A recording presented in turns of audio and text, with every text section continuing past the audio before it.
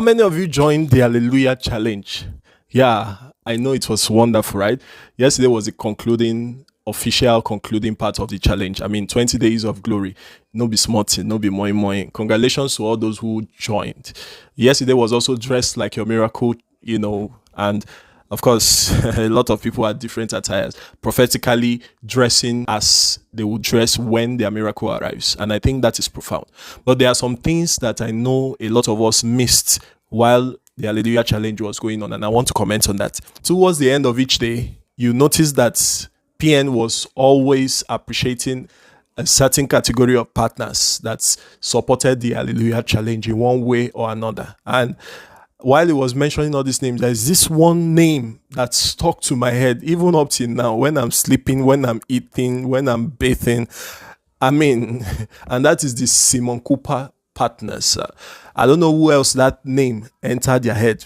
Maybe because it was the first name always mentioned or something. I don't know, but it was always ringing in my head and pushing me to check them out and all that. Now, let me tell you the secret to this. Number one, position yourself strategically when you see a big opportunity, even if you have to offer your skill or your services for free. There are some people that offer their services and their skills for free, the sound engineer, the designer, and all that. And this was strategic because towards the end, he was able to announce those people. Now, imagine announcing in the presence of thousands, in fact, almost about 1 million viewers. Definitely one or two persons will contact you. So anytime you see such opportunity to support a big project, be it spiritual or in secular world, be sensitive to know. And it's not every time you have to demand for money. Be sensitive to know, even if they are not going to pay you, even if they are not considering to enlist you, offer your service free of charge.